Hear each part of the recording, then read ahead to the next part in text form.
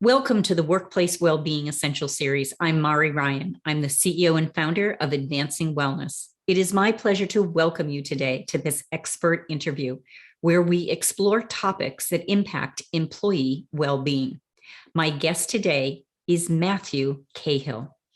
Matthew is the president and principal consultant of the Percipio Company, where he is on a mission to demystify and destigmatize cognitive biases, disrupt social biases of all types, and to dismantle bias that's been institutionalized in our respective businesses and public agencies.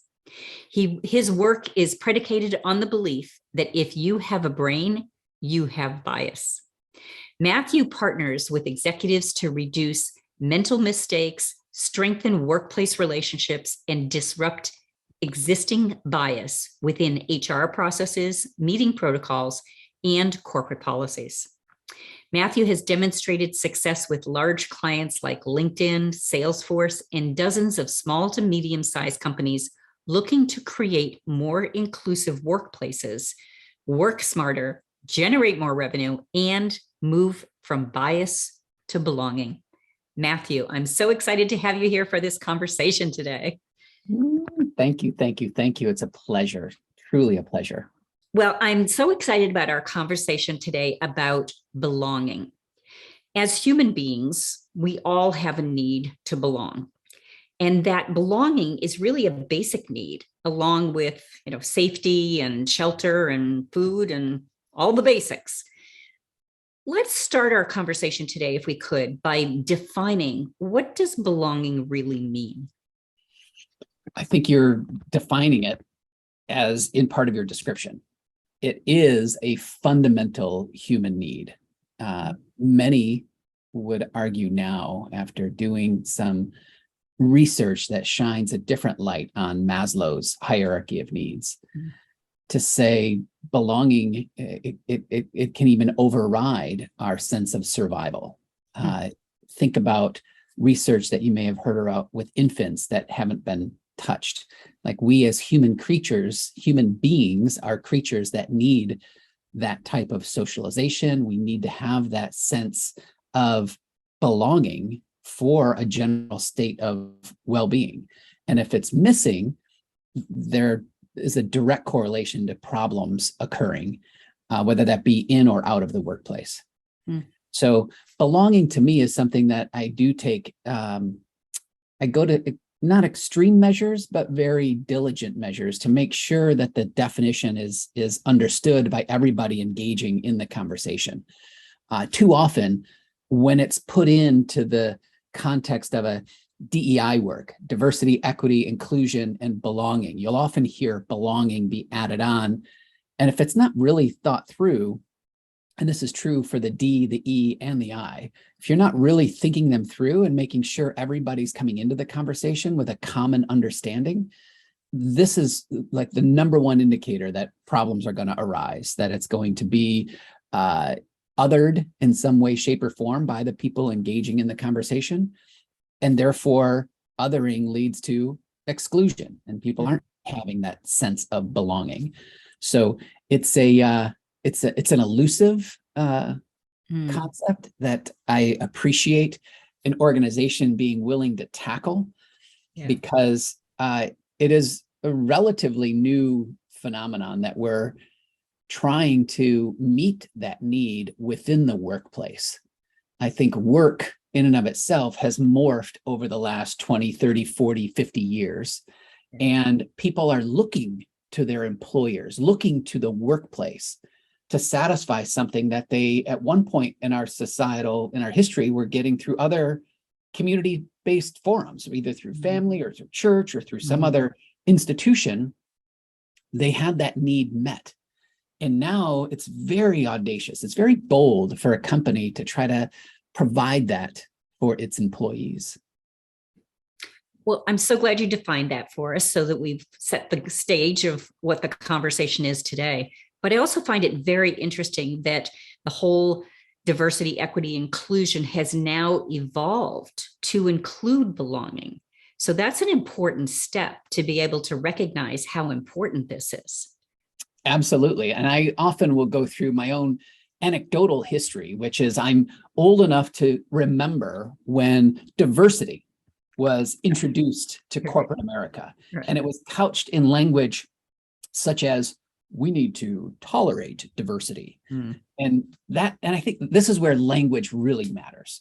And you tolerate something like a rash that you want to go away, right? You don't tolerate something that you want to have become a core part of your business strategy. And so it was quickly realized, I think, that diversity alone is insufficient. And right. Thus you had D&I, diversity, and we need to be inclusive with people who may not look alike with one another, or may not think the same way, or may not value the same way. We need to be both inclusive and diverse. And of course, out of that conversation, equity was born. And I think DEI had a very good run up until I'm going to draw a random line in the sand. I would say about 5 years ago is when I first started hearing belonging being introduced into this context.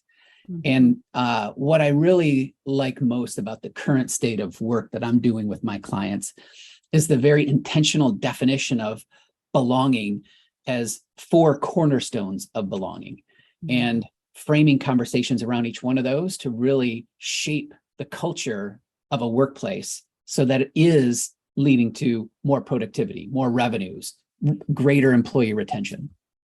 Fabulous. Yeah, there's lots of great impacts to all this work that you're doing. So you mentioned this in the work you do as a consultant, advising organizations on creating these diverse and inclusive cultures. You've developed a framework that you just started to mention there. And I'm wondering if you can take us through that framework and those 4 elements. Absolutely. Absolutely. The first cornerstone of belonging is what I call identity.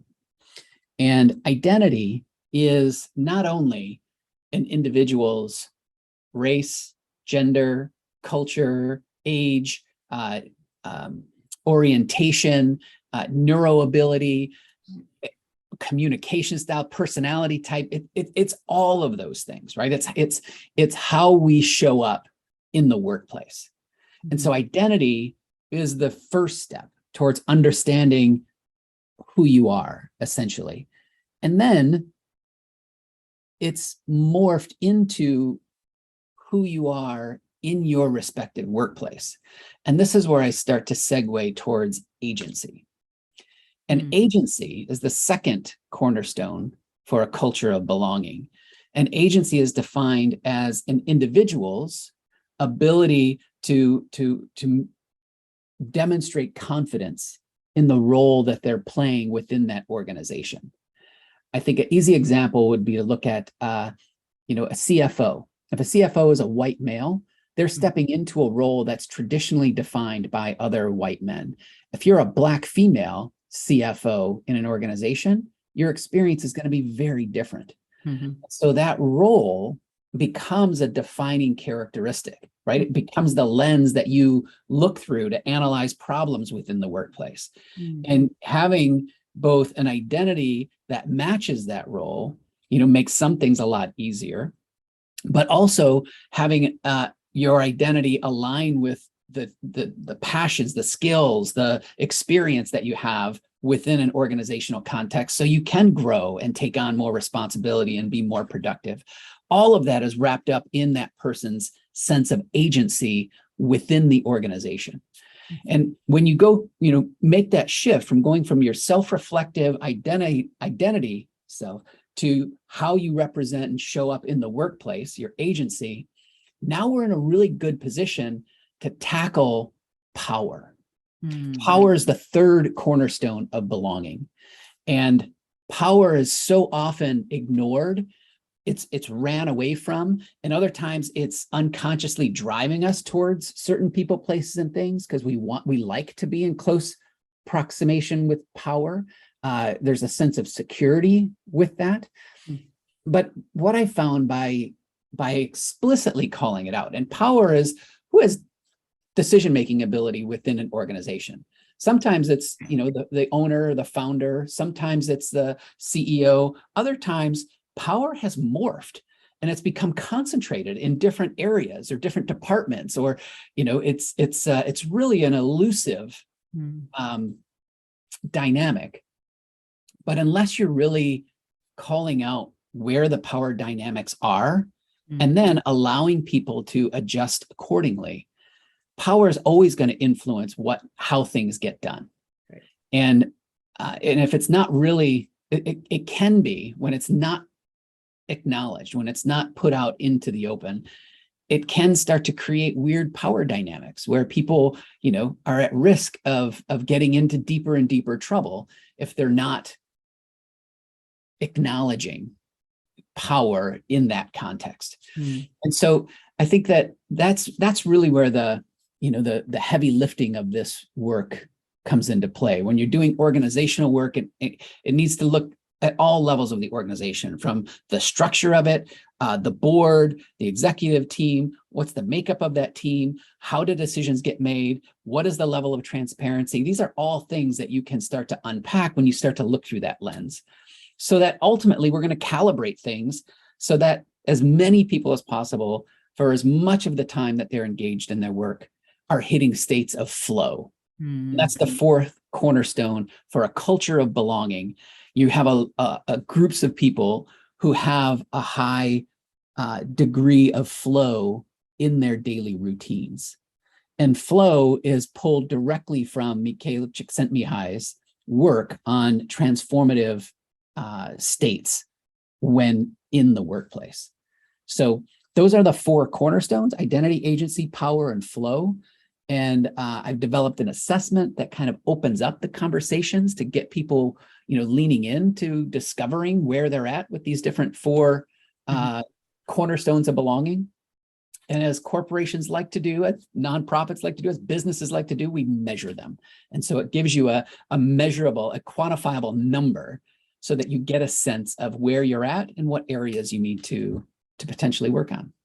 I love it. And I'm curious about a few things in talking about this. We'll talk about the assessment in a minute, because I do want to learn more about that.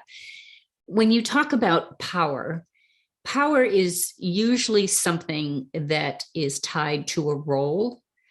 And yet increasingly we see people within organizations who have informal, what I think is defined as informal authority, right? So they have influence, but not as a result of the role or job title that they might have, more as a result of their ability to influence thinking of other people, be able to rally people around concepts. I'm just wondering if you could talk about what happens in that power dynamic when you have someone who is not in a formal role, but has more informal authority or influence. Your question is, what happens when that dynamic is present? Yeah, how does that influence the power dynamics? I think it's inevitable. It's going to happen in every workplace. The example that popped to mind was, if you have an executive team, even if it's a small business, and there's an executive assistant that may be dedicated for one person, it may be dedicated for one or more people, 2, 3, 4 people, depending on the size of the organization. That person can often have the greatest amount of power because that person is determining, they're writing the agenda. They're determining what memos get put up on the top. They're determining what calls get forwarded. They are such a source of unacknowledged power in many cases.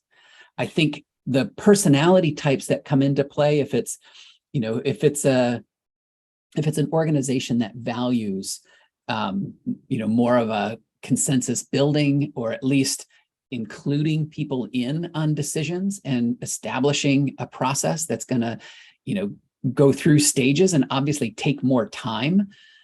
That's really, I think, how the power dynamics are ultimately defined. You can at the onset say, the CEO is going to make, is going to have the final say on whatever, but how that person handles that power, what do they do with it? I think that those are the governing questions when you start to look through that lens. Right. Who has the power and what are they doing with it? And those are great. Those are two great starting questions to start to really see where it is in an organization. Such interesting topics. I love it. On the topic of flow, this is something, having studied a lot in this area of behavior, I'm certainly familiar with, but I'm not sure that, the average person in the workplace necessarily is familiar with this concept of flow. And I'm curious about how you introduce this topic and help people recognize when they're having flow experiences.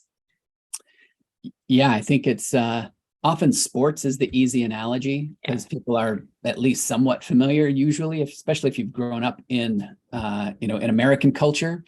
You're familiar with various sports and you hear that expression in the zone or the hot hand fallacy. It's really a fallacy, but it's become so indoctrinated into our culture that it's easy to point to those as examples of somebody being, in the zone or having that state of flow. And then couple that with a definition as a transcendent state of being where you lose track of time. And now you can start to relate it down to what somebody's doing, whether they're writing contracts, whether they're writing a book, whether they're, preparing for a presentation, whether they're doing research, whatever it might be. Maybe they're gardening, right? Like it could be any type of activity, but it's that, you identify those moments when you have been engaged in that activity and just lost track of time. And I think that's a great starting point to give people a very tangible way to understand and relate it to their own experience. That's great. I love it. And let's hope people do get into more flow experiences because it's certainly a great way to be able to work and be productive. I'd love to learn more about the assessment that you mentioned. Can you tell us what this is about and how you use it with your clients and in your work? Sure. It's the belonging assessment is taking those 4 cornerstones of belongings, and I carefully crafted 5 questions for each one of the 4 cornerstones. So it's a total of 20 questions. It takes about 4 to 6 minutes to go through it, but it's really important to take a few moments to get in the right mindset before you go into this 20 question assessment. And I say that because our workplace is so biased towards efficiency. We want to optimize everything. We want to be, hit deadlines. We want to, just be press. We want to use stress in a positive way, right? Like it's underneath just about everything that's done in the modern workplace, which is also why people are so stressed out, because it's whether or not it's intentionally or consciously called that. When you introduce this type of these mechanisms to sort of drive or govern behavior, that's what's happening under the surface, right? Is you're starting to, in many cases, overvalue that aspect of our work. And what the belonging assessment asks you right out of the gate is to pause. To pause, take a few deep breaths, and really be put on a reflective mindset, and then proceed with answering the questions. So there's no trick questions in there. There's no questions that are designed to kind of, weight it differently. If you answer, it's 1 to 10 scale, 10 is high, 1 is low, and you go in and respond to the questions where you see yourself most of the time in the workplace. That's a key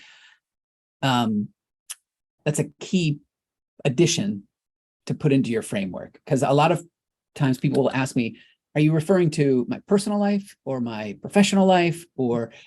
And my response to them is yes. I believe that in the modern workplace, a couple things have fundamentally changed. And this line of demarcation that was once part of an agrarian age or an industrial age, where you were doing a physical act and that was your work, and then you would be separate from that when you're resting or eating or sleeping or whatever. In the modern workplace, much of our work is happening up here, and it's happening all the time. So to think you can use an 8-hour day as an effective way to capture work is silly. To think that you can be something else when it's just you, whether you be at work or at home, and then COVID just eradicated the line altogether, where we're all still in our homes and pretending we're at work. It's really a peculiar phenomenon. Yeah. But I think getting into that mindset, being very self-reflective, and then going through the questions in a most, honest way possible will give you an indicator of where you're at. Mm-hmm. And then the way I work with my clients is to use that individual score and then show them what they've scored collectively. Mm. So one of the key ways our brains make sense out of the world is by comparison. So we see where we're at in relation to the rest of our organization, right? And that's often helpful to see where you're going to focus your time, effort, energy, and attention. And do you use this to measure over times? Do you do this as a time 1, time 2, time 3 kind of thing to measure change in that sense of belonging? Yeah, absolutely. My bias when it comes to any type of assessment, whether it be a strengths finder, Enneagram, DISC, Myers-Briggs, like any of these types of assessments, whether they personality inventories or whether they communication, diagnostics, they're measuring essentially a snapshot in time. Right. Some of them are more consistent than others, but in other cases, it's really, you can score very differently depending on what you had for breakfast that morning. You could score very differently than, if you had a bad argument before you actually going in and taking it. So I think, assessments are best thought of as snapshots. And they're data points. And the belonging assessment is just that. It's a snapshot. It's a data point. We're going to do some, programming, some content. We're going to have conversations. We're going to change some behaviors. We're going to hold each other accountable over a period of time. And then we'll go back in and take it again and see literally, is the needle moving? Because, we love to measure things. And so this gives us a way to measure this elusive sense of belonging. Well, it's important to measure. I think that's a really important element. And I really applaud you in developing this type of an instrument that you can use, because how else will we know if there's change? And I really think it's important to be able to measure this and be able to show that behavior has changed, attitudes have changed, bias has diminished, and really be able to make sure that we're showing impact. It's great. Yep, absolutely. Absolutely. And then, the ultimate arbiter is, are we growing as a company? Are we increasing productivity? Are we, decreasing attrition? Are we retaining employees? Are we, these are more concrete business results that are intimately tied to the work that I'm doing. Such important work. I'm so grateful that you are doing this kind of work. Have another question for you. I was recently listening to Brené Brown's book, Atlas of the Heart. And in her book, she differentiates between belonging and fitting in.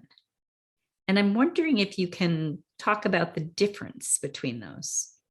Absolutely. I refer to Brené Brown as Saint Brené, by the way. And when Saint Brené talks, I tend to listen. So very big Brené Brown fan. Me too. And I love when she brings this differentiation up, because my understanding of it and my interpretation of what she's describing is the difference between a culture that's looking to assimilate its employees and a culture that's looking to bring out the value add of employees.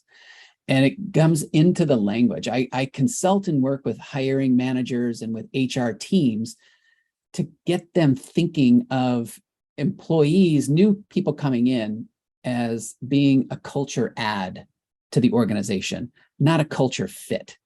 When you're looking for a fit, there's implicit in that an assimilation component, where you want somebody to fit into something that you've predefined. And more often than not, that predefinition was based on somebody else that had that role, right? Or somebody else that vacated that role. And to think that somebody new could actually be a watered down version of somebody else is silly. And so really disrupting that at the source, which is how we're going to frame it and what we're looking for, and then how we're going to see if this person's uniqueness, like if their identity and agency are really going to allow them to flow in this role, right? The way that we've designed it, the way that we have it within our cultural context. And so I think, when you do the latter, when you're looking to have employees be a culture add, now you're creating the conditions to have a culture of belonging, which isn't a form-fitted, watered down version of somebody that no longer exists in the organization. Right. Such an interesting distinction. I'm so glad that we took time to talk about that, because I think too often people, the old hire to fit kind of stuff, we have to stop thinking that way and start thinking more along these lines of what does it really mean to belong. I couldn't agree with you more. And Saint Brene also agrees. Yeah, apparently so. Matthew, if our audience wants to learn more about you and the work that you're doing, where can they find you? The easiest spot, my favorite go-to spot, is the Percipio Company website. So it's all one word, PERCIPIO company.com. And there you'll see right away, there's a couple assessments you can take if you're intrigued to learn a little bit more about the bias assessment. I didn't talk about that all that much, but that's often a great starting point to understand your identity and who you are in the workplace. Because bias doesn't discriminate. Bias is universal. If you have a brain, you have bias. And so it's much more effective and much more constructive to really look inside to see what your biases are and how have they been influencing your decision-making and your relationships, and how are they oftentimes influencing the trajectory of your career. And it's nearly always a good exploration to take. Excellent. Well, I'm so grateful for the work that you're doing, the impact that it's having, all these great tools and resources that you've created. Thank you. It's always a pleasure to spend time with you and to learn from you. Thanks. Oh, you're the best. Thank you for having me. Bye.